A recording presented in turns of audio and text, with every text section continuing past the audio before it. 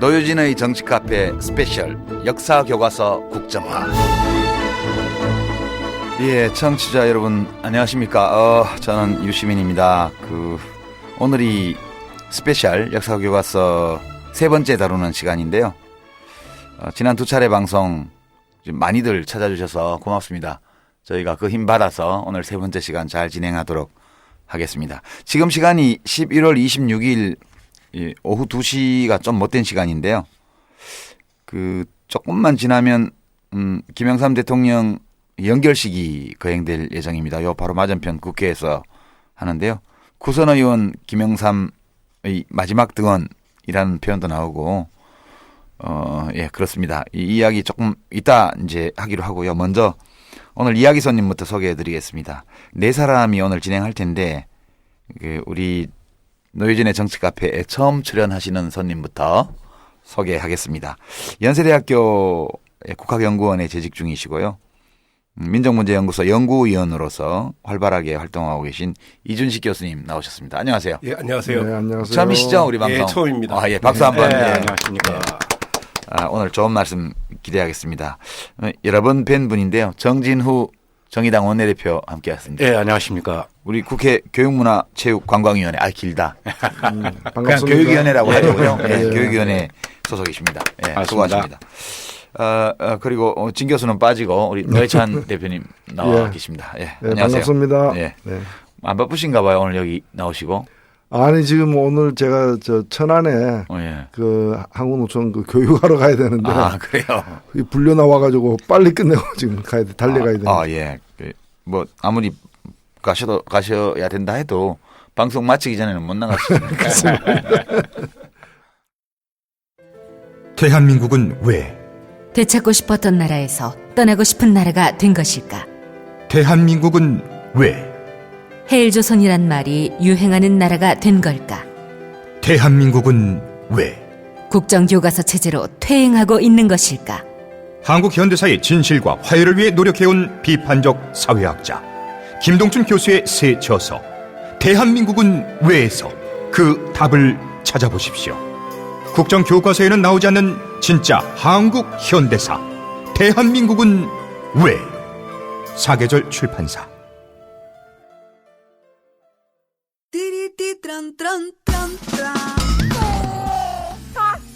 스마트폰, 물통, 무료지, 아이패드, 패스트푸드 음식. 승용차니 지저분해요. 이게 섞이지 않도록 몽땅 넣을 수 있는 멀티 포켓 어때요? 한 손으로 스마트폰 보면 팔이 아파요. 목에 거는 스마트폰 거치대 이거면 고민 끝.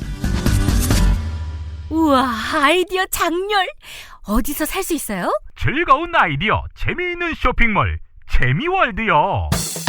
스마트폰, 텔레비전, 냉장고 이런 건 안 팔아도 가려운 곳 긁어주듯 빛나고 즐거운 아이디어 상품이 365일 파격 세일 중이랍니다. 거기가 어디라고요? 재미월드입니다. 구글, 네이버 다음에서 재미월드를 입력하세요. 좀 전에 안내를 드렸는데 지금이 2시 15분 전이에요. 15분 후면 김영삼 대통령 연결식이 시작이 될 텐데 어디 마당이 다 찼나 모르겠네. 제가 나오면서 보니까 지금 국회에서 나오셨어요? 예, 금방 국회에서 나오면서 보니까 크게 두 줄로 이렇게 앞뒤가 나눠져 있는데 앞부분에 3분의 1도 들어치 하지 않았더라고요. 뒤쪽에는 비어 있고. 네, 뒤쪽에는 텅텅 비어 있었어요. 오늘 날이 추워서. 날도 그렇고. 근데 무엇보다도 그게 국민을 대표해서 가는 분이 안 가셨더라고요. 예. 대통령이 연결식에는 참석 안 하신다고 소식이.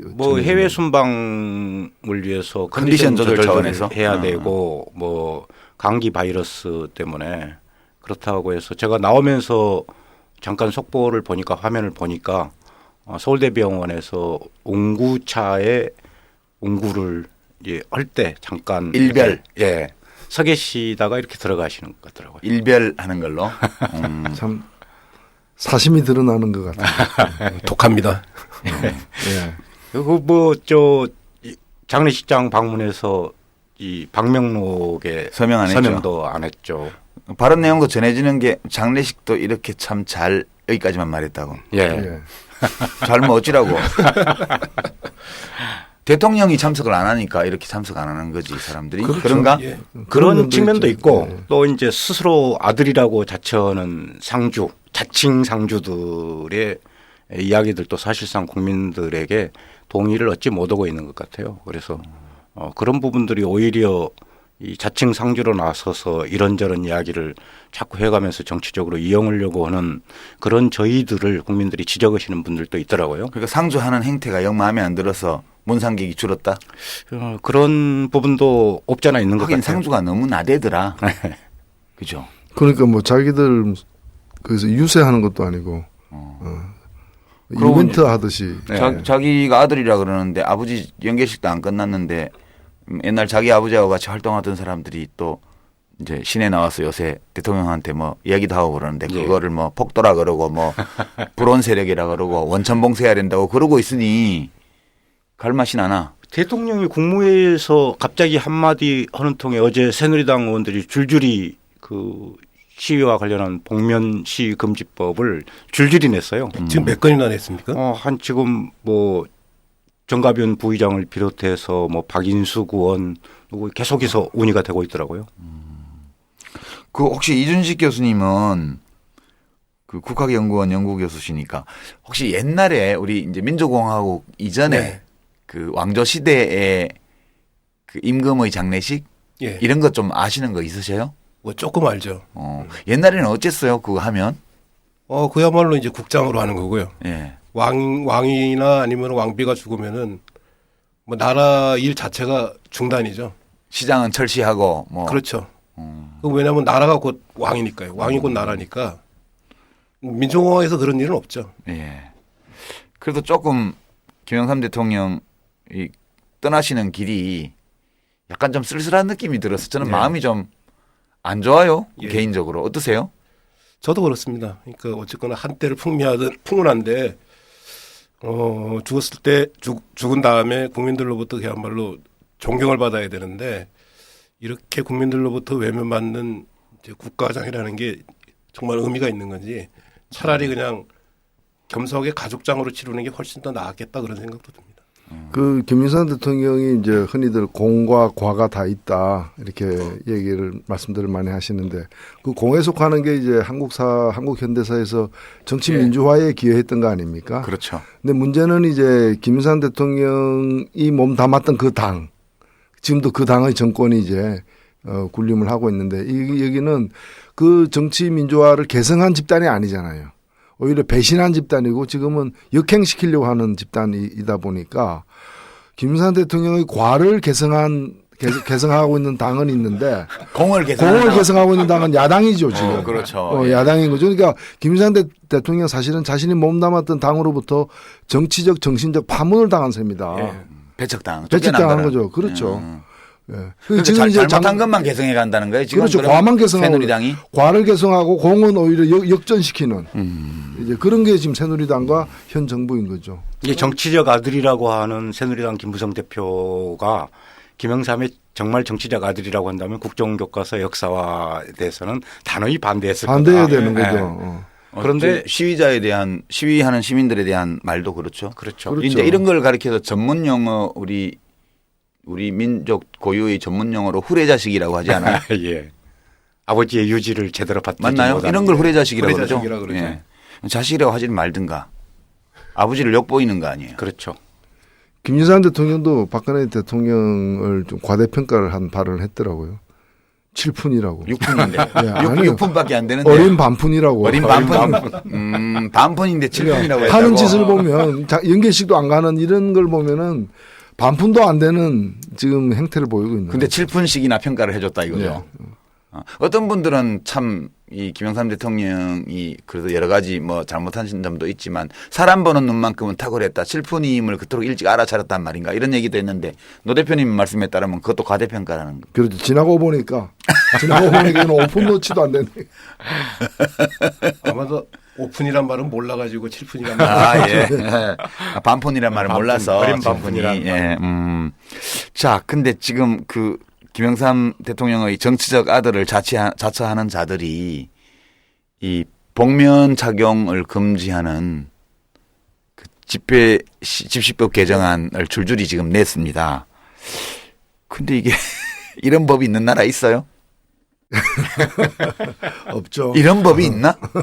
이게 무슨 법으로 할 문제가 아니죠. 뭐 복면을 쓰고 집시에 관여하는 행위를 금지하는 나라가 몇 나라 있는데 그 경우에는 주로 극우 세력이 시위에 개입을 해가지고 분탕질을 할까봐 주로 이제 규제를 하는데 한국처럼 아예 시위 그 자체에 대해서 복면 쓴다고 금지하려고 하는 발상을 하는 나라는 처음인 것 같습니다. 아니 예를 들면은 복면을 썼든 안 썼든 그 시위하는 과정에서 벌어진 어떤 행위가 법을 현저하게 위반했으면 법에 의해서 처벌하면 되는 거잖아요. 그렇죠. 예를 들면 우리가 강도는 강도질한 것이 나빠서 처벌하는 것이지. 복면 썼다고 복면 처벌하는 쓰고 건 아니지. 강도하면 더 세게 처벌하고 복면 안 쓰고 민낯으로 강도하면 좀 봐주고 집행유예 주고 이러지 않잖아요.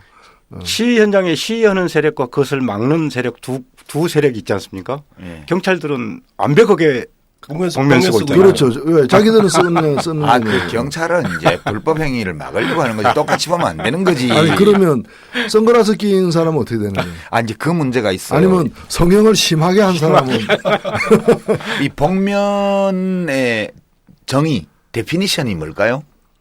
그것도 여러 가지로 언론이나 이런 데서 문제 제기를 하는 것 같았는데. 그러니까 만약 선글라스가 문제라면 네. 안면 노출된 안면 가운데 몇 % 이상을 가리면 복면이 돼요? 어디를 가렸을 때 그것을 복면이라고 하느냐. 그렇지. 예. 코를 그러니까 가렸을 코 이하를 가려야 되느냐. 아니면은 가장 중요하게 인상에서 특징 지어지는 부분이 이 홍채를 비롯한 안구인데 이 눈이 드러나게 하지 않는 것이냐.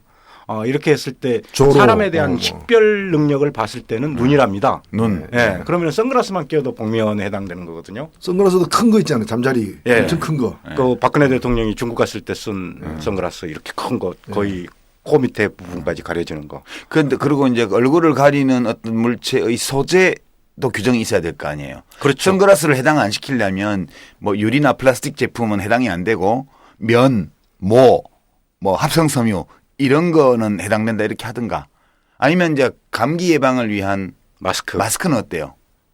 그러니까 그 마스크를 쓴 것도 사실상은 복면이라고 해석을 그렇죠. 대통령이 스스로 한 것 같아요. 그러니까 지난번 집회 때 민주노총이나 이런 데서 그런 이 복면을 썼다 하는 것은 그날 집회 이렇게 현장을 보면은 마스크를 체류액 때문에 마스크를 쓴 분들이 굉장히 많았는데 그것을 두고 한 이야기가 아닌가 싶어요. 감기 걸린 사람은 집회하면 참석하면 안 안 되는 그렇죠. 근데 하여튼 뭐 그냥 웃자고요. 그냥 웃자고 하는 얘기입니다. 웃자고 하는 얘기인데. 근데 정부도 경찰들이 복면이 아니지. 그거는 이제 안면 보호를 위해서 이렇게 보호 장구를 하는 거고 그런 거 말고요. 진짜 복면 요새 그 노래 가수들 그 프로그램 복면가왕이라고 있잖아요. 근데 복면 정부도 있더라고. 맞습니다. 국정교과서 쓰는 사람들이 다 복면 썼던데? 완벽하게 46명? 몇 명이라고 47 발표했습니까? 47명 중에 한 명은 복면을 안 썼어요. 한 명은 지난번에. 한 명이 이미 드러났기 때문에. 예, 대표. 나머지 46명이다. 맨 앞에 쓴 사람만 복면을 안 썼고요. 그 뒤에가 46명이 다 복면을 썼는데 그러면 이것도 걸리나? 그래야죠. 아니 그러니까 집회와 시위는 복면 쓰면 안 되고 이제 국정교과서 편찬은 복면 쓰고 해도 된다는 거죠. 그쪽 논리는. 이 그 집필진 47명을 했다고 얘기하면서 아무 정보도 제공 안 했던데요, 지금. 우리 이준식 교수님 어떻습니까? 이게 지금 알려진 사실이 혹시 있나요? 언론에 보도된 거 말고? 원래 뭐 공모를 해가지고 일정한 인원을 채우고 그 다음에 최소 인원만 초청을 하겠다 그랬는데 지금 거꾸로 가서 공모로 채운 인원이 소수고 초청한 인원이 지금 절대 다수가 돼버렸는데 47명 중에 17명인가만. 17명만 공모로 정했고요. 나머지가 다 이제 초청으로 정했는데 지금 들리는 얘기로는 하다 안 되니까 이제 국책연구기관에서 차출해서 한다는 얘기가 지금 들리고 있습니다. 그러니까 국사편찬위원회나 아니면 뭐 한국학중앙연구원, 뭐 독립기념관 이런 데서 이제 그야말로 희생양 찾아가지고 징집해서. 예. 그러니까 공모를 했는데 56명이 응모를 했대요. 근데 어떤 사람들인지 안 알려져 네, 있죠. 전혀 알려지지 않고 쉬운 이 6명 중에서 17명을 선정한 거거든요. 네. 그러니까 쉬운 6명에서 7명 선정했다 하면은 꽤 무슨 뭐가 경쟁률이 또 4대1 정도 있는 것 같은데 예, 예. 사실은 쉬운 6명이 어떤 분인지가 전혀 밝혀지지 않고 있죠. 혹시 어버이 연합 회원들 아닐까? 아마도 아마 그럴 가능성이 있을 겁니다. 엄마 부대? 군에서 국방부 장관이 군에서도 그거 가서 편찬 과정에 참여하겠다 했잖아요. 글쎄 그래서 그 문제 때문에 그제 이제 교육상임위가 있어서 네. 그걸 장관한테 질의를 했어요. 네.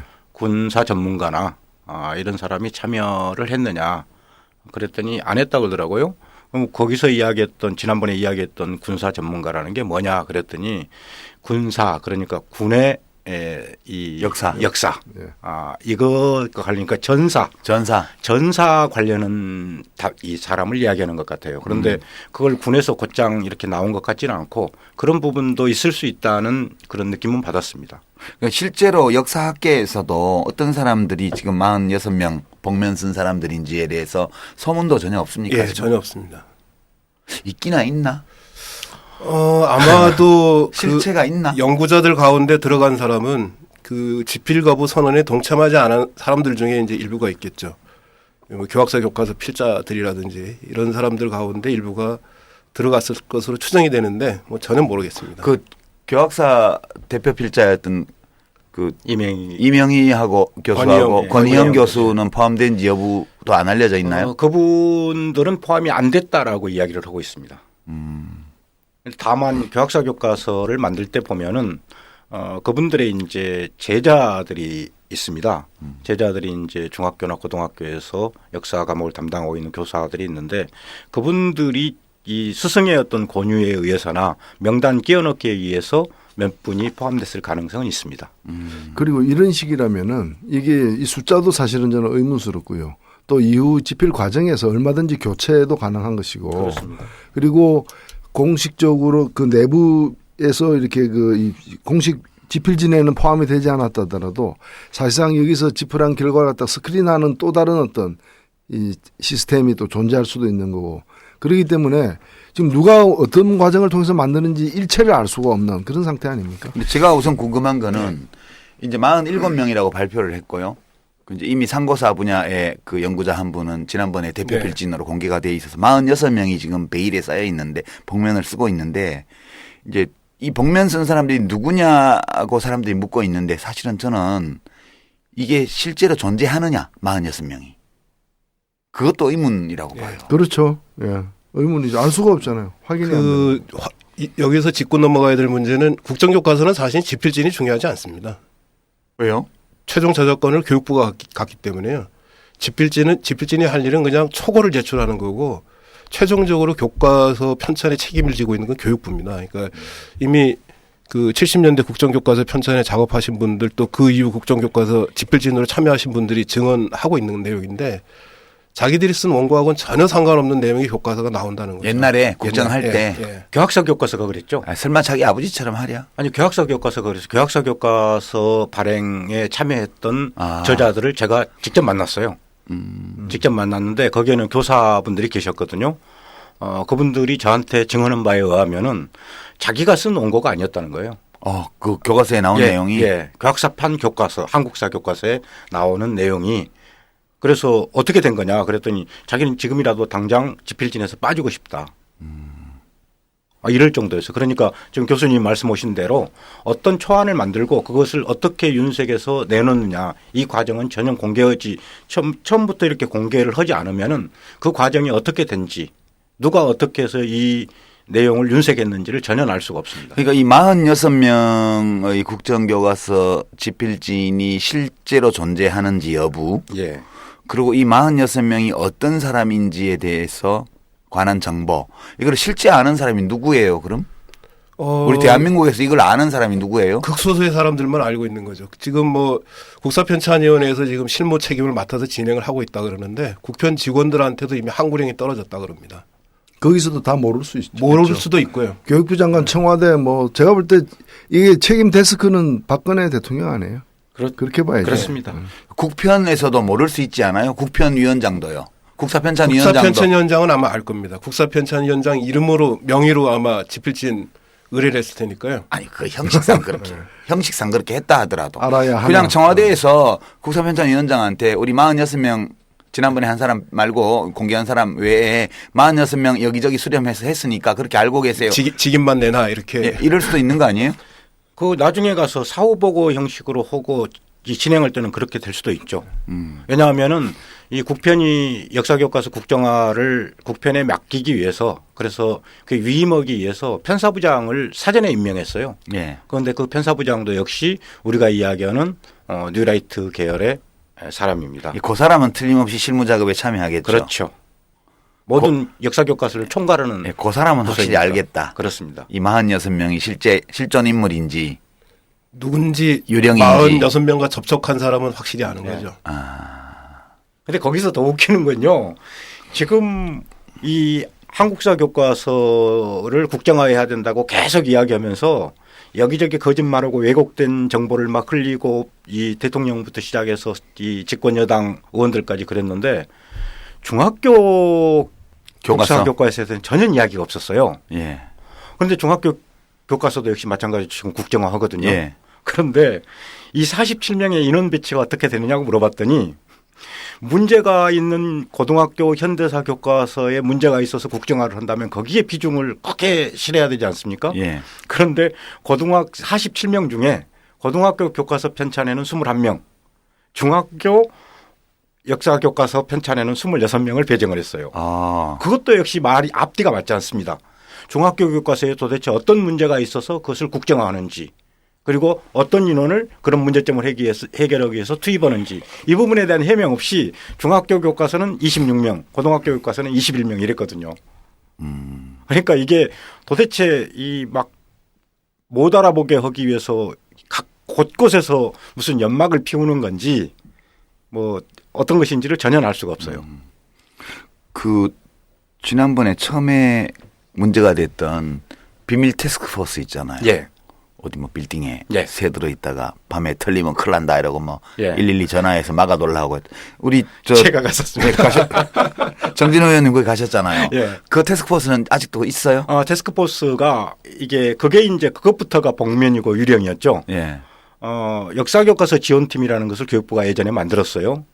그런데 그 인원을 확대해 가지고 20여 명으로 꾸렸다 이랬는데 그 구성 자체가 역사교과서 지원팀은 팀장이 4급입니다. 예. 그런데 이 동숭동에 있었던 지원팀은 팀장이 2급이에요. 아, 그러니까 그래요? 교육부 편제대로 이야기한다면 장관이 계속 답변을 하는데 교육부 4급 편제는 팀장 4급 밑에 2급이 있는 들어간 거죠. 거예요? 네. 그런 팀이고 그다음에 거기를 제가 도착해서 2급이면 이사관인데. 그렇습니다. 이사급이면 기획관리실장 바로 밑에 아니에요, 예. 원래. 그러니까 교육부의 교과서를 편찬하는 팀은 하여튼 4급 밑에서 2급이 일을 하고 있었어요. 그 하극상이지, 그거는. 그리고 아마도 이제 청와대에서 어떤 이 회의를 했고 저희가 제보받은 바에 의하면은 청와대에서 국정교과서와 관련된 회의를 매일 했고 거기에 따르는 보고를 용이하게 하기 위해서 동숭동에서 팀을 운영했다 이러는 건데 제가 처음에 갔을 때 분명하게 이야기를 했어요. 거기 누가 들어갔다는 사실까지도 제보를 받았고 그랬는데 이제 며칠 동안 계속 문 잠가놓고 열어주지 않았죠. 지금도 있어요? 지금은 그래서 왜 거기서 동숭동에서 팀을 운영했느냐 국제교육연구원에서 네, 왜 했느냐 그랬더니 세종청사에는 장소가 없다 이렇게 이야기를 했거든요.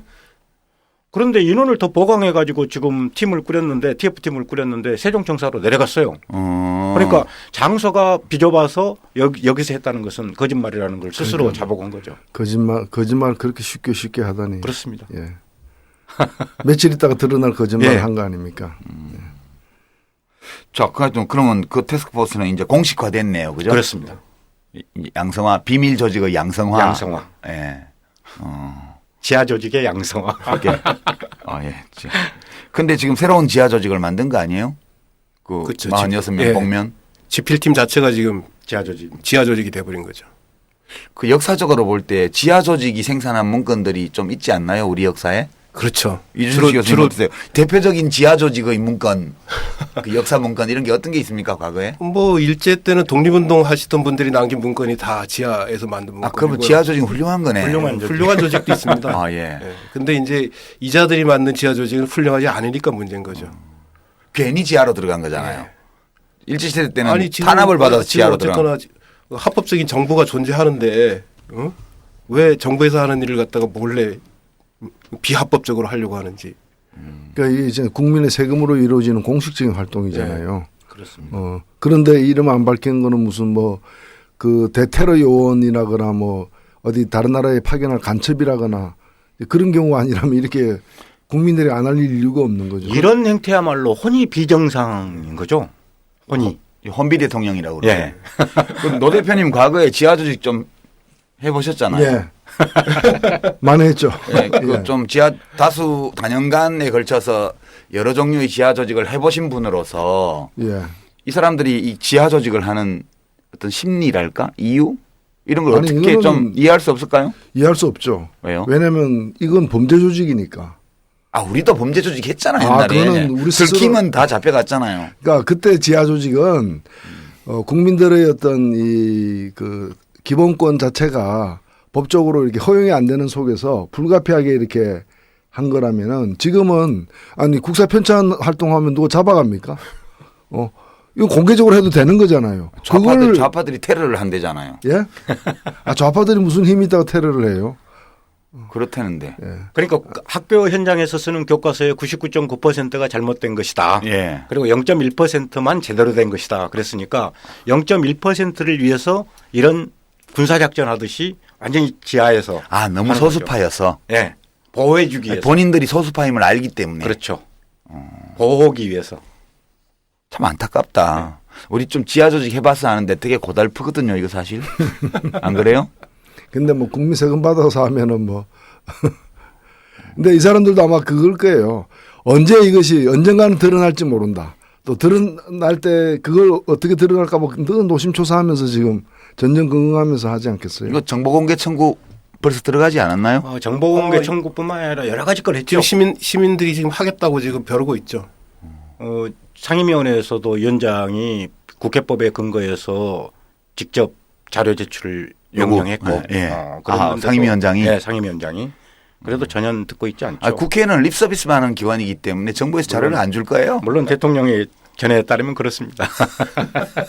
공모할 때 누구 한 명 위장시켜서 그 응모하게 안 했나요? 그 동순동의 비밀 TF팀을 운영하는 제보를 받고 간 다음에 그 제보는 누가 한 거예요 도대체? 아니 실명을 밝히라는 게 아니고 대체로 어떤 사람이 제보를 한 거예요? 그 내부의 발설자를 색출하기 위해서 교육부가 엄청 애를 썼습니다. 그런데 찾아냈어요? 못 찾았죠. 못 찾았습니다.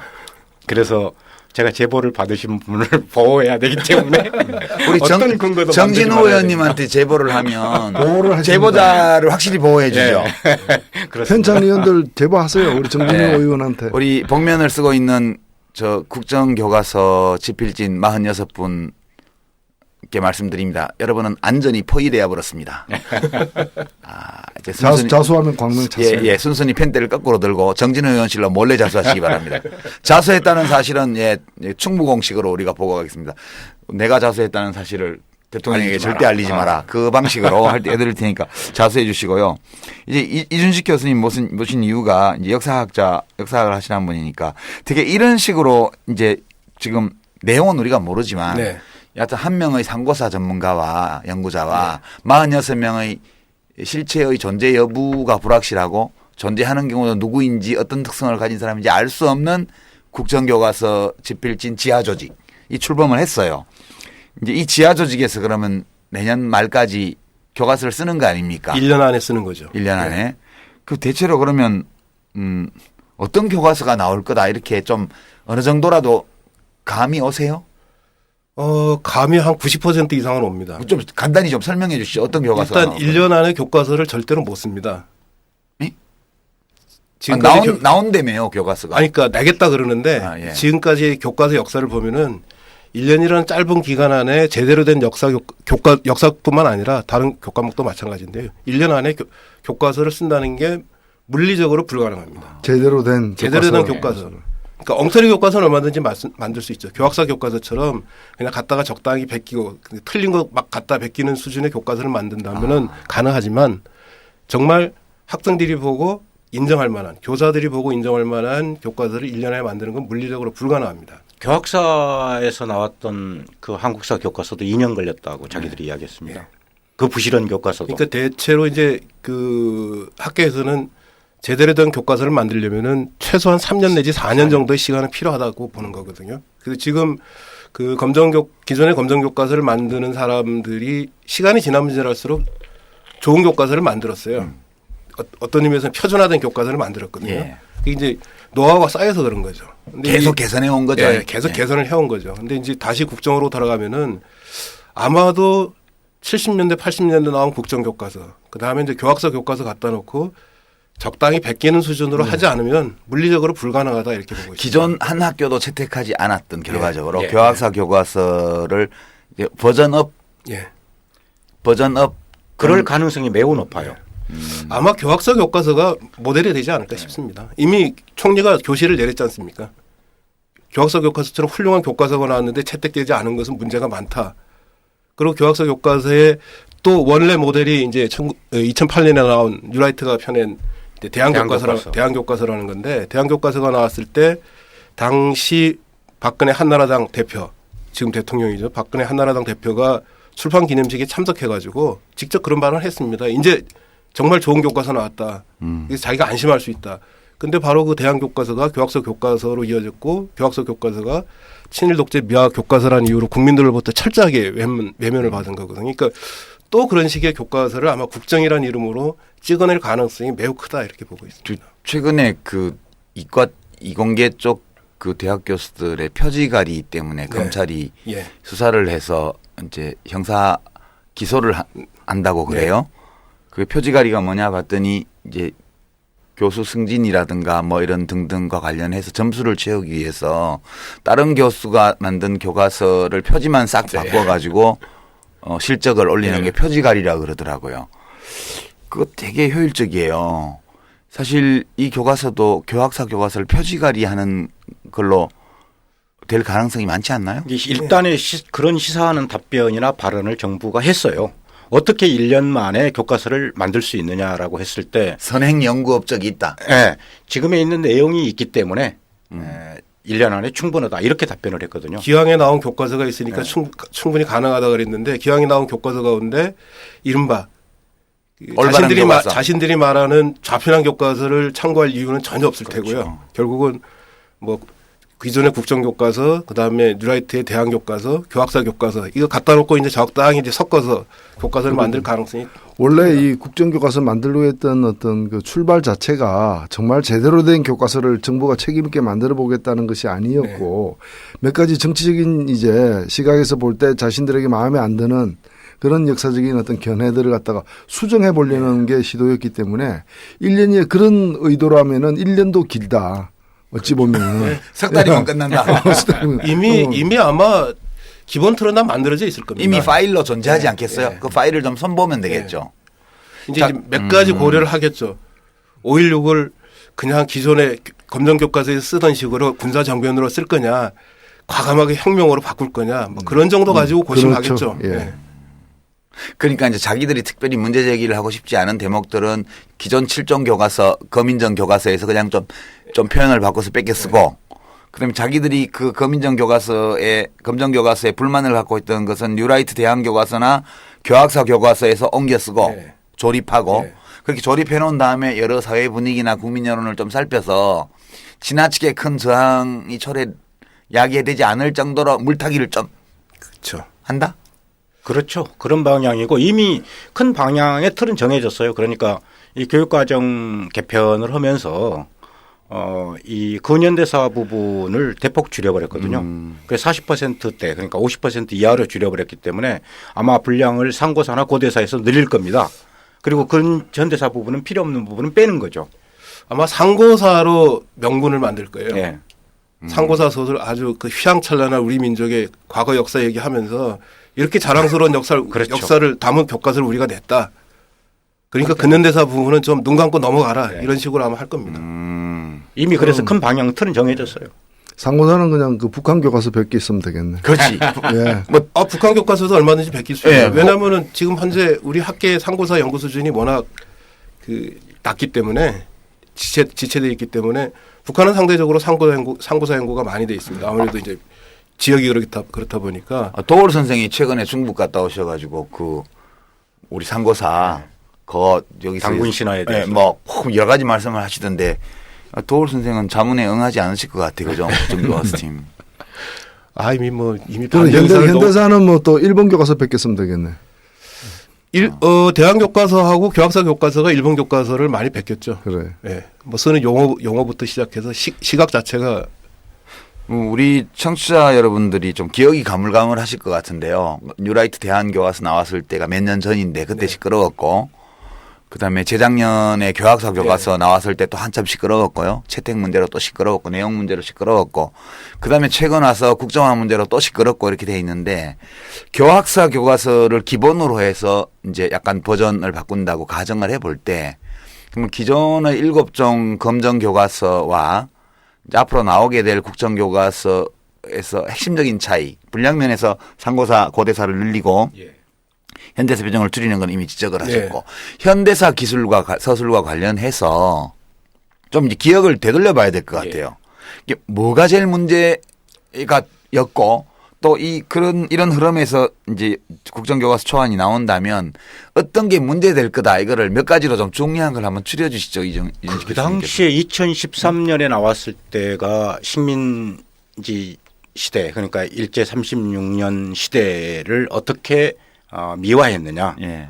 이 부분이 가장 중요했거든요. 그런데 이번에 나올 국정교과서 중에서 가장 핵심적인 포인트는 이미 교육과정 개정고시를 통해서 밝혀졌어요. 그것도.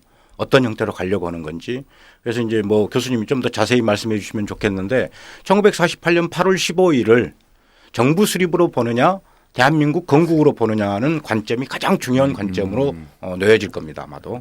그게 사실은 이승만 정부를 어떻게 평가할 것이냐와 그렇죠. 이어서 이제 박정희를 어떻게 평가할 것인가 그 문제가 핵심이겠죠. 거기에 따라서 일제 36년이 지니는 의미도 상당히 많은 부분이 달라질 수 있는 거죠.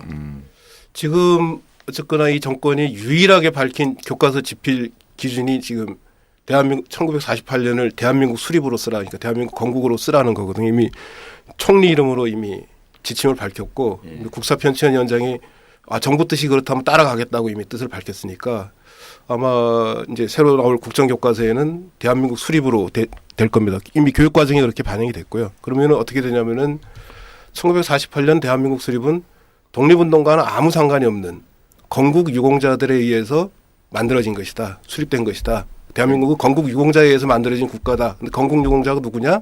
바로 친일파고 독재 세력이라는 거죠. 그러니까 친일파 독재 세력이 대한민국 건국 유공자니까 그들에 대해서 친일파 독재 세력이라고 돌팔매질 하지 말고 건국 유공자로 제대로 대접을 해야 된다. 이런 논리인 거죠. 그게 제일 큰 거고요. 예. 그 밖에 또 어떤 쟁점들이 있죠? 그 다음에 이제 또 하나는 재밌는 게 내년에 초등학교에서 쓰이는, 초등학교에서는 이제 역사를 사회 과목에서 배웁니다. 1년 동안 배우는데 6학년 2학기 때 조선 후기부터 근현대사까지를 배우는데 내년 초등학교에서 쓰일 초등학교 교과서 실험본 교과서가 작년에 나왔습니다. 교과서 국정으로 냈죠. 교육부에서. 거기 보면은 재밌는 게 박정희 정권을 서술할 때는 독재라는 표현이 단 한 차례도 등장하지 않습니다. 이승만도 독재 정권이라 그러고 전두환도 독재라 그러는데 박정희 정권을 얘기할 때는 독재라는 표현이 단 한 번도 안 나옵니다. 그러면서 뭐라 그러냐면 민주주의 제한이라 그래요. 아, 예. 민주주의 제한. 이게 제한했다. 제한했다. 민주주의를 제한했지 민주주의를 아예 부정한 건 아니다. 독재를 한 건 아니다. 이렇게 아주 교묘하게 학생들을 갖다가 이제 학생들의 역사인식을 호도하는 건데 아마도 중고등학교 국정교과서도 그런 방향으로 이제 박정희 정권을 미화하는 그러니까 소설을 하지 혼란과 전쟁 이후에 혼란과 이런 상황에서 더 비약적인 경제 발전, 먹고 사는 문제가 가장 중요했기 때문에 경제 발전을 위해서는 개인의 자유도 조금 제한될 필요가 있었고 그것이 박정희 정권의 속성이다. 민주주의를 조정했다. 그렇죠. 그 결과는 그게 한국적 민주주의지. 그러니까 그 결과는 그게 유신교과서지. 지금과 같은 경제 부흥 한강의 기적을 이룰 수 있었다. 이것이 핵심적인 스토리입니다. 그 논리가 그런 거예요. 국가의 발전을 위해서는 개인의 자유를 좀 제한할 수밖에 없었다. 네. 그 결과 우리 대한민국이 발전했으니 개인의 자유를 억압한 박정희 정권의 정책은 좀 이해하고 넘어가야 되는 거 아니냐, 뭐 그런 논리죠. 예. 그게 이제 말씀하신 대로 한국적 민주주의 토착화해서 우리가 예. 예전에 우리가 학교에 다닐 시험 때 볼 때 배웠던, 수없이 외우고 정답으로 썼던 그러니까 내용이죠.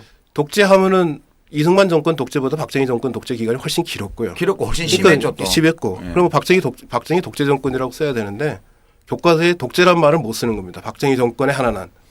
야, 우리 모두 홍길동이 되는 시대네. 예. 아버지를 아버지라 부르지 못하고 형을 형이라 부르지 못하는. 독재 정권을 독재 정권이라고 부르지 못하는. 야, 멋지다. 우리 모두가 홍길동이 될 수 있다면. 거기서 또 하나 이제 파생될 수 있는 게 그런 경제 발전을 위해서는 개인의 자유가 아까 말씀드렸던 대로 개인의 자유와 권리가 유보될 필요가 있다는 그런 논리라고 계속 이렇게 나갈 것이고 또 하나는 그 과정에서 지금 현재 우리 경제가 더 이상 비약할 수 있는 이걸 제한하는 요건들이 무엇이냐. 이게 이제 무슨 파업이라든지 그렇죠. 이런 걸로 해서 전태일 열사 이후에 어떤 우리나라의 그나마 노동의 가치가 그나마 이렇게 확산되어 가던 이 노동의 가치가 굉장히 제한적으로 이야기되고 경제 발전의 주역들이라고 하는 사람으로 해서 기업이나 이런 부분들이 굉장히 부각될 거예요. 이게 이미 정경련에서 만들어진 경제 교과서에 그런 내용이 몇 년 전부터 실렸어요. 그렇기 때문에 이런 현대사에 와서 현대 이 재벌들의 어떤 역할 이런 것들도 반면에 부각될 것이고 그런 반면에 노동에 대한 가치나 노동운동에 대한 것들은 굉장히 축소되거나 아니면 빠질 상황도 가능하다 이렇게 보고 있는 거죠. 오늘도 그 유엔 산하가 ILO 국제노동기구하고 예. 국제노총 등에서 한국 박근혜 정부가 노동조합과 노동운동을 적대시하고 있다. 이거 자제돼야 된다는 이제 성명도 발표하고 했는데 바로 이제 그런 적대시하는 정당한 어떤 뭐 기본권, 인권 뭐 이런 걸 이제 오히려 적대시하면서 경제 성장 발전의 걸림돌로 이렇게 간주하는. 그 인권 얘기하고 그러면 그게 올바르지 못한 교과서라는 거죠. 이게 굉장히 노골적으로 이야기하는 거예요. 그러니까 예전에는 그래도 뒤에서 무슨 논문이라든지 발표는 뭐 학설이라든지 주장이라든지 이런 것을 조심스럽게 했는데 이번에 그 정경련 산하의 연구소에서 그 책임 연구원이 나와가지고 국정교과서와 관련된 자기 논리를 떠드는 걸 보십시오. 이건 완전히 드러내놓고 이제는 하는 거거든요. 이제 아까 못 시작할 때 우리가 김영삼 대통령 연결식 얘기를 좀 했는데 그 무슨 정치적 아들요. 예. 그 김무성 씨. 대표. 예. 그 이제 언어 표현력이 부족해서 툭하면 큰절하고 만세 부르고 무등 태우고 뭐 이런 분이잖아요. 근데 이 교과서 문제에 대해서는 말을 되게 확실하게 잘하더라고요. 예. 다른 때보다. 그죠? 그렇지 예. 않아요? 미리 준비해온 말을 잘 이야기하더라고요. 근데 훨씬 한 이야기의 대부분이 99.9%가 전부 다 거짓말이었어요. 허위. 아니 거짓말도 멋지게 할 수 있다는 거는 네, 그만큼 고민이 깊다는 거죠. 그렇지. 네, 자기 집안 문제도 있고 하니까 뭐 이걸 어떻게 그 변명하고 미화할 것인가에 대해서 성찰을 많이 했겠죠. 그러니까 그런 거는 성찰이라고 안 그러거든요. 그런 건 성찰이라는 말을 안 쓰거든요.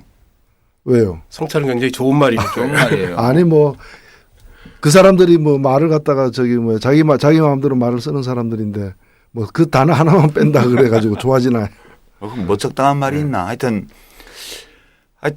말을 잘 꾸며대요. 지금 그 김무성 대표가 다른 이슈에 대해서 말할 때보다 역사 교과서에 대해서 말을 할 때 말을 되게 매끄럽게 꾸며대더라고요. 어디 특수훈련 받았나? 자기 개인의 문제와 직접적으로 연결되어 있는 것은 훨씬 더 깊은 사고 속에서 나오지 않겠습니까? 아마 절박해서 그럴 겁니다. 절박해서. 개인의 그거는 아마 그 팀이 아버지. 있을 거예요. 또 자기 조직들이 있으니까 거기서 이제 만들어내는 방어 논리 같은 거겠죠. 그래서 김무성 대표 붙인 김용주 씨 전남방직 예. 그 회장 그분의 일제강점기 행위에 대해서 지금 민족문제연구소에서 이제 뭐 만든 친일 인명사진에 예. 우리 아버지 없다 예. 이렇게 얘기를 했는데 이제 올라갈 거다 그렇게. 다시 이제 올라갈 거다. 근데 그거는 어떻게 돼 있습니까 지금? 2009년에 친일인명사전 낼 때는요. 사실은 그 지방 친일파에 대해서는 조사가 완전히 되지 않아서 친일 인명사전도 서울 중심주의구나. 지방 인물은 아무래도 자료가 좀 부족해가지고 보류를 해놓은 상태였죠. 그러니까 심의는 했지만 예. 자료가 더 나올 가능성이 있으니까 추가 자료를 갖고 판단을 하자 그래서 보류를 한 거고요. 그 중에 한 사람이에요? 예. 그래서 그 이후에 자료를 이제 쭉 추적하다 보니까 자료가 꽤 많이 확보가 됐습니다. 매일신보나 뭐 매일신보나 뭐 예. 일본에서 나온 이제 뭐 그 아사히 신문이라든지 이런 그 자료를 통해서 확인을 해보니까 한 10건 이상의 구체적인 친일 행적이 확인이 되고 이 정도면 뭐 친일 인명사전에 오르고도 남겠다. 뭐 지금 그렇게 판단하고 있는 거죠. 원래만 발표했던 친일 인명사전에 그 친일 민족 반민족 행위자 선정 기준이 있었죠. 예. 원래 그 기준이 뭐였어요? 기존의 명단 친일 인명사전. 지방 친일파의 경우에는 이제 그 일제가 만든 자문기구, 그러니까 도회라든지 뭐 이런 데 들어가서 의원으로 활동하면서 구체적인 친일 행적이 확인되는 자, 이 정도. 지방 친일파에 대해서. 지방 친일파에 대해서는. 근데 이제 김영수는 첫 번째 조건을 충족시켜요. 도회, 경북 도회 의원을 했으니까. 근데 기타 구체적인 친일 행적이 얼마나 확인됐는지 쭉 자료를 찾아보니까 약간 부족했다고 판단했던 거죠. 2009년 당시로서는. 그래서 이 정도 인물이면은 자료를 찾아보면 틀림없이 더 나올 거다. 그래가지고 이제 자료를 추적했는데 실제로 자료를 많이 확보를 했습니다. 그래서 지금 판단으로는 인명사전이 충분히 오를 수 있다. 증보판 낼 때. 예. 그랬더니 이제 처음에는 또 인명사전이 오르지 않았으니까 친일파 아니라 그랬다가 그래서 친일 인명사전이 마치 정전인 것처럼 이러다가 되게 권위를 인정해 줬더라고요. 그러다가 이제 넣겠다 그랬더니 그거 빨갱이들이 만드는 거 왜 이렇게 또 다시 공격하고 나서더라고요. 뉴라이트에서는 거기에 대응해서 친북 인명사전을 이제 다시 발간을 재추진하겠다고 그래요. 그거야 뭐 하라 그래요. 그건 뭐 어떻게 뭐 그거 하겠다는 걸 어떻게 말려요? 처음에는 민족문제연구소에서 낸 친일인명사전에 이름 안 올랐다고 그렇게 네. 떠들고 다니더니 이제 넣겠다 그랬더니 민족문제연구소는 원래 좌경단체 이렇게. 그 친북 인명사전 하면 나도 포함될까? 주 대표님은 포함이 안 되고 우리 저는 노회찬 들어가 대표님 있습니다. 예. 포함이 돼 있습니다. 그 아무나 그래요? 뭐 지금 이미 나와 있어요? 100명 발표를 했어요. 100명? 네. 그럼 난 안 들어갔단 말이에요? 네. 야, 좀 더 노력해야 됩니다. 나를 띄엄띄엄 보네 진짜. 누가 그러더라고요. 거기 안 들어가면 가문의 수치라고. 옛날에 우리 윤석양 입양인가 누가 그 기무사 사찰 명단 그 이제 네, 민간인 사찰 폭로했잖아요. 그때 그 제가 없었거든요 거기. 그것 때문에 친구들 사이에서 제가 거의 왕따였어요. 넌 도대체 뭐? 집회하고 그럴 때 이름표 달고 그랬는데 이름표 안다. 그러니까 번호 있잖아요. 번호도 없지. 그러니까 넌 도대체 뭐 하는 놈인데 거기 이름도 안 올라가고 도대체가 넌 정체가 의심된다 이런 얘기 되게 많이 들었거든. 성찰을 좀 하셔야 되겠다. 그러니까 이럴 때 하는 게 성찰이야. 그 김무성 씨는 결국은 그 아버지 문제 때문에 개인적인 동기가 겹쳐 있다고 봐야 되는 건가요? 아무래도 뭐 대권 욕심이 지금 클 텐데 예. 대권 도전을 하려면 아버지 행적이 틀림없이 걸림돌이 될 거고 그런 걸림돌을 사전에 제거해야겠다고 생각을 해서 아마 더 적극적으로 그래서 친일 얘기는 앞으로 한국 사회에서 꺼내지 말라고 이제 경고하는 거죠. 아니 그 제거하는 방법이 있는데 그냥 한 큐에 우리 아버지 친일한 거 맞아요. 죄송하게 생각해요. 우리나라가 다시는 그렇게 해서는 안 돼요. 이렇게 말하면 되는 거 아니에요? 그게 학교에서 가르치는 교육이죠. 예. 그게 역사 교육의 교육이죠. 의미입니다. 그게. 우리 초등학교 다닐 때 교과서에 이학령 씨인가요? 예. 일제 강점기에 군수했던 것 때문에 이렇게 네. 글 쓰신 거 우리 예, 교과서에 맞습니다. 봤는데 예. 그게 그거 아니에요? 내 일제시대 때 이거 했는데 잘못했다 그거잖아요. 그 이학영 씨는 죽을 때까지 나는 역사의 죄인이라고 예. 죄인이다라고 얘기하면서 살았어요. 스스로 밝혔고. 그게 제대로 된 역사 교육이죠. 교육은 그렇게 해야 되는 거죠. 여기 김무성 대표와 박근혜 대통령이 그런 아픔에 대해서 공통점을 가지고 있는 거죠. 두 사람의 공통점이 두 사람 다 친일파의 후손이고요. 그렇습니다. 박정희 전 대통령은 친일인명사전이 이미 올랐고 그다음에 또 공통점은 독재자의 딸이고 김무성은 독재자 부역자의 아들입니다. 부역자란 말은 좀 독재에 가담했던 사람이야. 독재에 부역자는 좀 그 재밌는 게 그 김영주의 회고록 그다음에 김영주의 회고를 그대로 갖다 베낀 최근에 나온 김영주 평전을 보면은 이승만을 그렇게 높게 평가해요.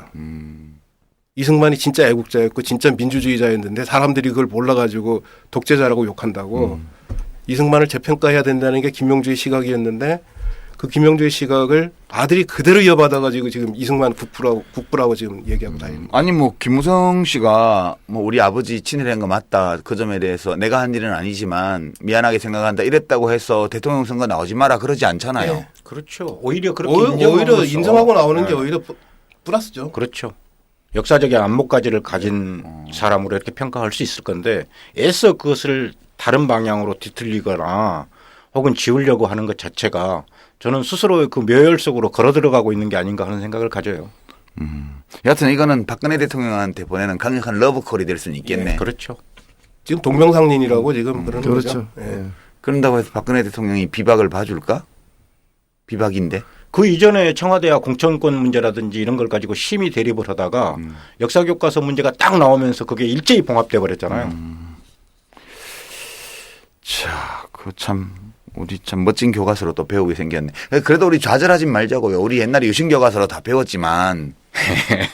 근데 조금 전에 우리 이제 이 교수님 말씀대로 하면은 김영삼 대통령의 정치적 아들이 아니라 우리 김무성 대표는 이승만 독재자의 정치적 예. 아들이네. 그러니까 뭐 다른 연고 때문에 김영삼 전 대통령이 대통령 되기 전에 그 밑에 가서 약간 정치를 배운 정도고 비서생활한 정도고 실제로는 아마 이승만의 후계자라고 지금 여기저기 다니면서 얘기를 한답니다. 본인은 아들이라고 주장하는데 지금 역사 유전자 검사 결과 테스트 결과 아버지가 다른 사람인 걸로 지금 거의 되는 거 아니에요? 유전자 검색을 다시 해야 될 것 같아요.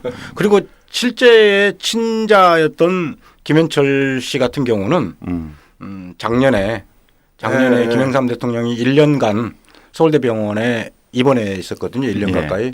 그때 단 한 번도 병문안을 안 하지 왔다고. 않았다는 것을 SNS에 예, 예. 이렇게 확인시켜 준 사실도 있거든요. 그 나흘 뒤에 병문안 갔대요. 그 SNS 올라오고. 예. 근데 하여튼 그 김무성 대표가 정치적 아들이라고 주장하지만 정치 역사 DNA를 우리가 검사 테스트 해본 결과는 이 박정희 아들이거나 이승만 아들일 수는 있어도 김영삼 아들일 수는 없다 정치적으로. 그렇죠. 예. 이거 확인된 거예요. 예? 확인된 겁니다. 확인된 거예요. 예. 이렇게 남의 아들을 막 딴 아버지 아닌 사람을 아버지라고 막 하고 다녀도 되나? 그 아버지 그러니까 부친 사칭죄 이런 것도 있나요? 우리는 홍길동이 돼가지고 아버지를 아버지라 부르지 못하고 형을 형이라 부르지 못하고 사는데 이 사람은 아무나 자기 아버지라고 부르고 살아. 이런 불공평한 일이. DNA가 누구하고 결합시켜도 즉시 친족이 될 수 있는 그런 변화무쌍한 DNA를 가지고 있는 거 아닌가요? 그 스피시즈라고 그 영화 있어요. 네. 이 사람 가까이 있으면 이 사람 사람 피해 들어가면 막 사람 피해 그- 적응해서 이렇게. 그게 하고. 이제 그 DNA가 또 있어요. 기회주의 DNA라고. 그런 사람들이 이제 일제 식민지면 또 친일파가 되는 거죠. 그다음에 이제 친미파가 되고 그렇죠. 뭐. 그렇구나. 기회주의 DNA. 그러고 보니까 김무성 아버지 김영주도 기회주의 DNA가 확실했습니다. 예. 그 일제에 그렇게 충성하다가 일제가 망할 조짐이 딱 보이니까 그때부터 미국에 줄 서는 거죠. 영어책 갖다 놓고 예, 영어 예. 공부했다고. 그다음에 미국이라고. 예. 자, 우리가 이 생물학까지 해야 되나? 참. 자, 이제 그 대충 이제 그렇게 복면 쓴 46명하고 복면을 안 쓴 한 사람이 만드는 이 역사 교과서가 어떤 내용을 갖고 나올 거라는 건 우리가 이제 이렇게 짚어봤고요. 근데 이제 마지막으로 한번 따져 볼게. 왜 이러지? 이 사람들? 이거요. 왜 이러는 거예요? 뭐 그 최종 배우 세력 입장에서는 아마 가족 문제를 해결하기 위해서, 그러니까 아버지를 역사적으로 복권시키기 위해서 그러는 거라고 이제 짐작이 되고요.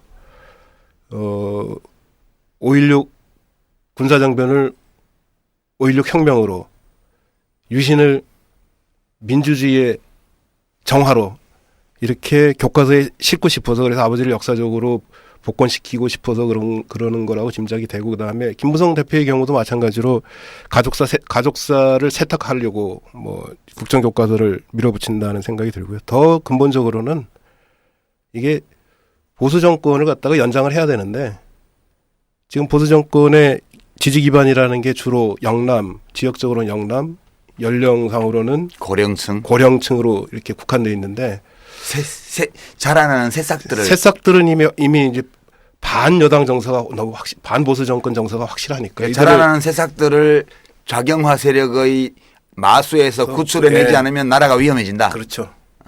보수 세력도 위험해진다 이거죠. 보수 정권이 위험해진다. 보수 정권 언제 놓칠지 모르겠다. 뭐 그 판단이 제일 중요한 것 같습니다. 두 가지 하나는 정치적인 거고 하나는 개인사. 그게 지금 섞여 있는 거죠. 근데 아니 그 이게 역사학자 중에 이명희 교수나 권희영 교수나 지금 김정배 씨인가요? 국사편찬위원장 이런 분들은 이런 분들도 개인사가 그런 게 있어요? 이런 분들은 그런 건 아니죠? 그 사람들 속내는 제가 모르겠습니다. 근데 언제부턴가 그 뉴라이트를 위한 그 선봉대 역할을 지금 하고 있는데 모르겠습니다. 뭐 또 세상이 바뀌면 또 어떻게 표별할지 모르지만 그분들은 좀 뭐 이해관계를 떠나서 학술적으로 일종의 그런 생각을 자기 철학으로 갖고 있는 일종의 확신범들인 거라고 보여지고요. 이제 그 박근혜 대통령의 김무성 대표 같은 경우에는 이제 자기 정치 철학인데 이제 이분들이 또 원래 또 기회주의적 속성이 있으니까 힘이 약했으면 이렇게 못 꺼냈을 거예요. 이제 뭐 탄탄한 이제 국정 수행의 안정적 기반을 갖고 있다고 생각하고 다음 선거에서도 뭐 180석이니 뭐니 이렇게 해가지고 정권 재창출까지도 가능할 수 있는 그런 어떤 자신감이 그러니까 어떤 야당의 지리멸렬함 이런 것들이 이런 무리한 이게 사실은 필생의 어떤 그 이 과업이라면은 집권 초기부터 했어야지. 근데 그때는 안 하고 있다가 물론 그런 기운들은 쭉 보여져 왔지만 원래 시험 공부도 시험에 임박해서 그 전날 밤에 막 하잖아요. 그러니까 뭐 퇴임이 얼마 안 남았다 해가지고 그러니까, 급하게 아니 근데 이런 자신감이 또 야당이 만만하게 보이니까 이런 국민에 대한 도발이잖아요. 이런 것들이 서슴없이 나오고 있는 게 아닌가.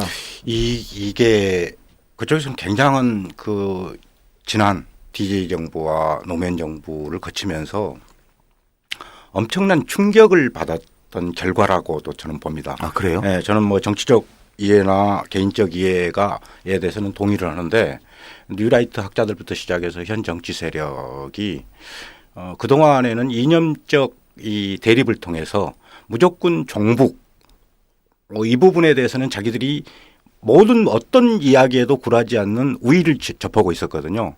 그런데 이게 갑자기 남북 정상회담이 열렸던 겁니다.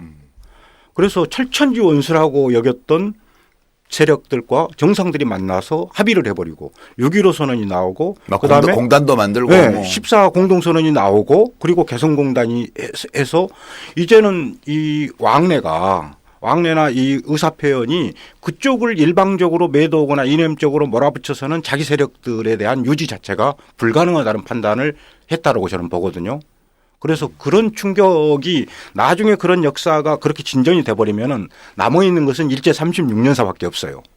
네. 그래서 친일과 관련된 것에 대해서는 우리 국민들의 정서가 엄격하지 않습니까?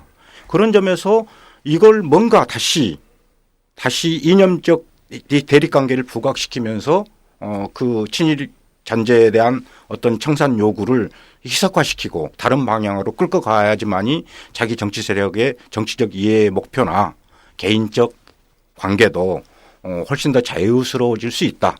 저는 이렇게 바라보는 측면도 있다고 보여지거든요.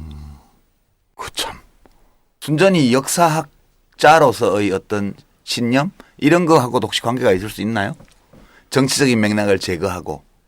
몇몇 역사학자들은 그야말로 자기 신념 때문에 그러는 건데요. 그 신념이라는 게 기본적으로 한국 근현대사의 주체를 친일 반독재 세력에서 찾아야 된다는 신념인 거죠. 그 독립운동이나 민주화운동 또는 뭐 평화통일운동 한 사람들이 한국 근현대사의 주된 흐름이 아니라 그렇죠. 친일하고 독재하고 그다음에 분단 체제 이용한 사람들이야말로 진짜 한국 근현대사의 주류다. 이 사람들을 다시 제대로 평가받도록 해야 된다는 신념을 갖고 있는 거죠. 어떻게 그런 신념을 가질 수가 있지? 진짜 신기하네. 이해가 안 되는데 그 사람들 아주 뭐 소수지만 그런 사람이 노익산 대표님이 얘기하신 것처럼 진짜 확신범이에요. 확신범이에요. 아니 어떻게 그런 확신에 이르게 되었을까요? 저는 그게 진짜 궁금하더라고요. 막 욕을 많이 먹잖아요. 우리 욕 많이 먹어봐서 알아. 노 대표님도 욕 많이 자주 보시고 저도 뭐 나름 욕 많이 먹어보고 우리 정진우 의원님도 뭐 또 원내대표님도 또 옛날에 또 이런저런 일로 욕 많이 자셔봤는데 욕 먹으면 괴롭잖아요. 욕 먹는 거 좋아할 사람이 누가 있어요. 아무리 욕이 뭐 먹다고 안 들어온다고 해도 욕 먹는 자체로서는 좀 안 좋은데 막 자기들이 막 테러와 마찬가지라고 비난할 정도로 심한 욕을 들으면서도 이렇게 밀고 나간다는 거는 그냥 정신이 이상한 사람들이다 이렇게 보기에는 뭔가 석연치 않은 아니 역사계에 계시니까 혹시 개인적으로 이 사람들이 어떤 사람인가 좀 이런 거 아시나 싶어서. 그 지금 하여튼 국정화에 총대 메고 앞장선 사람들도 다 한때는 멀쩡했던 사람들인데요. 아 그래요? 예. 옛날부터 그랬던 게 아니에요? 처음부터 그랬던 사람들은 별로 없고요. 뭐 권희영 교수나 뭐 이영훈 교수입니까? 이영훈 교수도 네, 이영훈 교수도 한때는 젊었을 뭐, 때는 뭐 아주 예. 아주 운동권이었죠. 운동권이었죠. 예.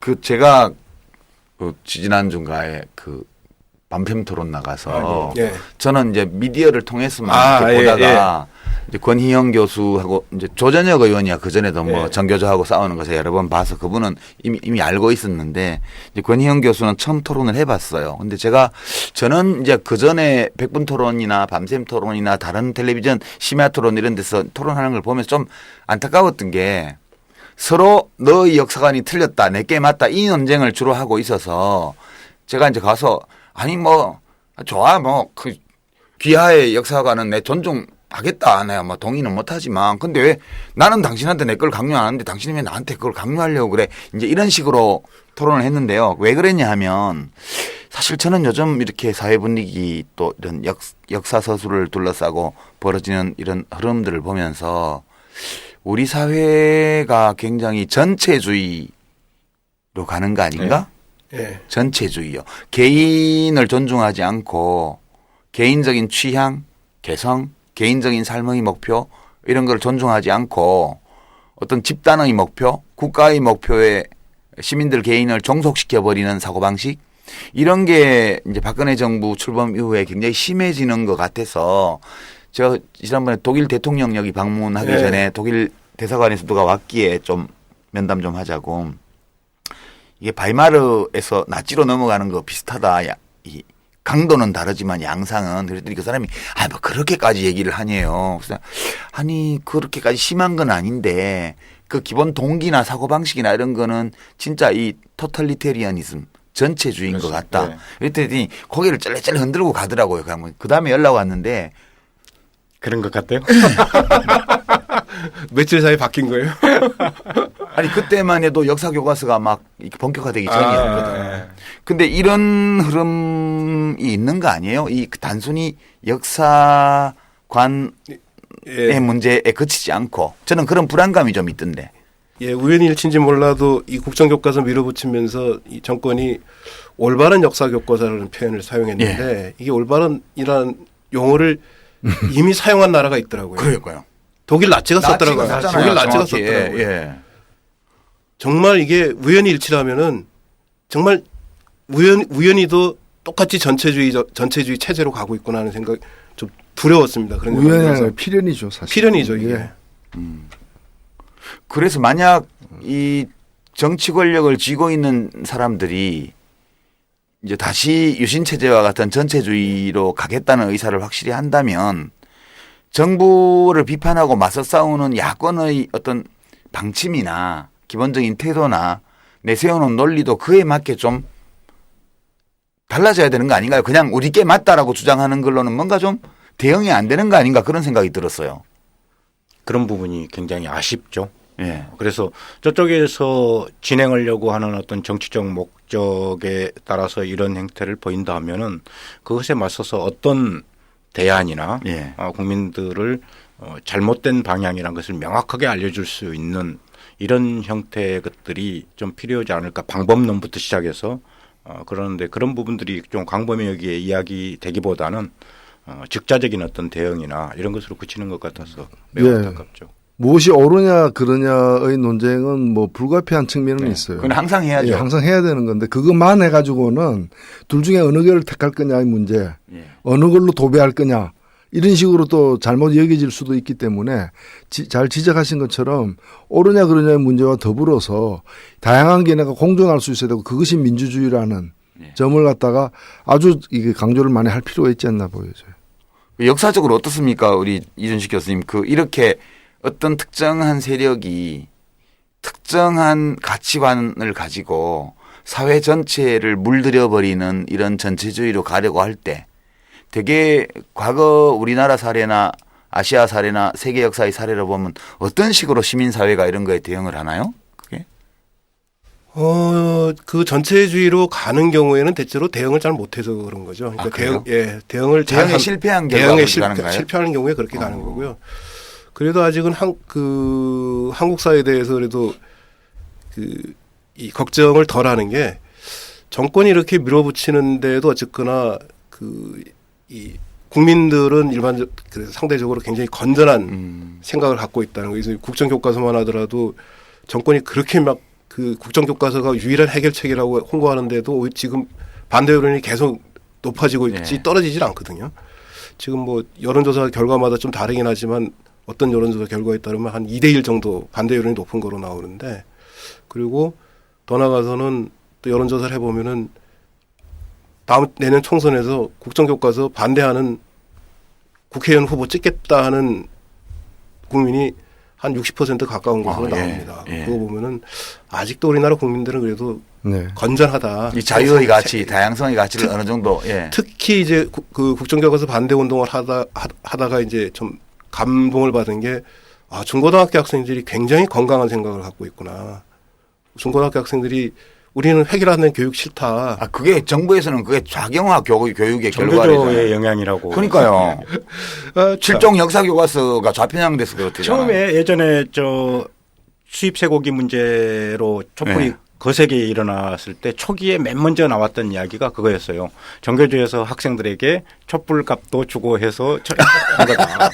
이렇게 시작했는데 이번에도 역시 마찬가지로 똑같이 그러더라고요. 정교조 가입 좀 해야 되겠네요. 우리 교사들도. 그런 점에서 본다면 정교조를 더 좀 키워야 될 것 같지 않을까. 이때 또 꼼꼼한 자기 홍보를 하시네. 하여튼 지금 보면 내 주장이 옳다. 이런 거는 언제나 필요하죠. 그렇지만 이렇게 특정한 세계관으로 사회 전체를 장악하려는 이런 전체주의의 기운이 강하게 몰려올 때는 어찌 보면 서로 간에 좀 차이가 있더라도 이렇게 획일화하는 그 자체를 반대하는 어떤 시민사회의 목소리를 좀 더 효율적으로 조직해야 될 필요가 있죠. 이거 실패하면 파시즘으로 갈 수 있다는 거죠. 그게 이제 걱정스러운 거죠. 김무성 대표가 처음에 그랬지 않습니까? 이 역사교과서 문제 몇 달 못 간다. 금방 잊어버릴 것이다. 내년 총선에 절대 영향 미치지 않는다. 이렇게 자신감을 내보이면서까지 했는데 했거든요. 이제 영향을 미치게 해야죠. 그래서 그 영향을 계속 지속적으로 미치게 하고 그것을 통해서 심판하도록 해야 되는 이제 책무가 야당을 비롯해서 시민사회에게 다 있는 거죠. 그래서 야당도 국민들에게 약속해야 돼요. 역사교과서 국정화 문제 있다라는 얘기만 할 게 아니라 어떻게 이걸 저지시킬 것인지를 그래서 단 한 권의 국정교과서도 인쇄되지 않도록 하겠다. 파일로만 남도록 하겠다. 파일 2개만 남도록 해서 하나는 박근혜 하나는 김무성에게 주겠다. 이렇게 끝내야 된다는 게. 그야말로 역사적 자료로만 남기겠다. 독점적 보유권을 인정해 주자고요. 남들한테 절대 주지도 말아야 되고 줘서도 안 되는 그런 나만의 파일로. 복제 안 되는 파일 2개만 딱 만들어가지고 두 사람한테만 주고 묻어버리는. 그리고 언제든지 그거를 제사상에 띄울 수 있게 프로젝션까지 엎쳐서 그러면 문제가 해결될 것 같아요. 왜 개인적으로 해결할 문제를 가지고 국가를 어지럽히는 거야 이거. 오늘의 결론으로 괜찮죠. 앞으로에 한 5개 단계가 남아 있거든요. 교과서와 관련해서 이제 조만간에 편찬 준거가 공개될 겁니다. 그때 그 편찬 준거를 가지고 우리 이제 역사학계에서부터 시작해서 시민사회들이 다시 공감하는 문제. 그다음에 다음 달에는 초등 역사 교과서 감수가 완료되거든요. 그러면 공개가 됩니다. 그러면은 초등 교과서의 내용을 분석해서 앞으로 나올 국정 교과서의 방향을 미리 짓고 염려점을 국민들과 함께 공유하는 것. 그리고 내년 3월에는 일본 고등학교 역사교과서 검정 결과가 공개가 돼요. 아, 일본에서? 네, 일본에서. 그랬을 때 일본 이 검정 교과서는 어떤 방향으로 나가고 있는데 우리는 어떤 방향으로 나가고 있는가 대비시킬 필요가 있죠. 그거하고 교학사 교과서의 싱크로율로 그렇죠. 조사를 해야 되겠네. 네. 그리고 이제 5월에는 예비비 편성 내역이 공개가 됩니다. 지금 공개 안 하고 있는 거. 예, 이게 예비 편성 내역이 공개가 되고 그리고 이제 가을에는 교과서가 공개가 될 거예요. 내용이. 그런 단계들을 거쳐나가면서 반드시 단계마다 아주 중요한 문제점들을 국민들과 함께 공유하고 그것을 통해서 국정교과서가 쓰여지지 못하도록 소용되지 못하도록 해야죠. 네, 알겠습니다. 자, 우리 노윤현의 정치카페 스페셜로 국정교과서를 지금 3번째 살펴봤는데요. 첫 번째 방송은 저희가 헌법적 관점에서 이제 살펴봤고 제목이 국정교과서 파시즘의 기운이 온다 이렇게 붙였고요. 두 번째 시간은 교육 현장에서 들려오는 목소리를 우리가 청취해봤습니다. 쪽집게 수능 특강 국정한국사 편을 우리가 이제 학교 선생님들 또 역사 강사를 모시고 했고요. 오늘 세 번째 시간은 좀 정치적인 맥락, 사상적인 맥락을 좀 살펴봤습니다. 앞에 두 편도 큰 호응 보내주셔서 다시 한번 감사하다는 말씀 드리고요. 오늘 3편도 즐겨주시기를 바랍니다. 그리고 이제 한 회가 남았는데 이게 12월 4일에 서울대학교 문화관에서 공개방송을 합니다. 노유진의 정치카페. 여기서는 역사교과서 문제도 다룰 거고요. 지금까지 다룬 모든 관점들을 총합해서 좀 더 정치적인 영역에서 이 문제를 함께 다루도록 그렇게 해보겠습니다. 이 서울대에서 하는 노유진의 정치카페 공개방송의 파일을 또 저희 노유진의 정치카페 스페셜로 올릴 거고요. 한 가지 덧붙여서 12월 1일 날 그 벙커원에서 제가 역사학자들하고 그 국정교과서에 주석 붙이기 놀이를 해요. 예. 네. 저는 그날 이제 황교안 국무총리가 선보였던 그 프레젠테이션 자료 있죠. 그거가 실체가 뭔지를 제가 버전을 바꿔서 좀 보여드릴 계획으로 지금 있습니다.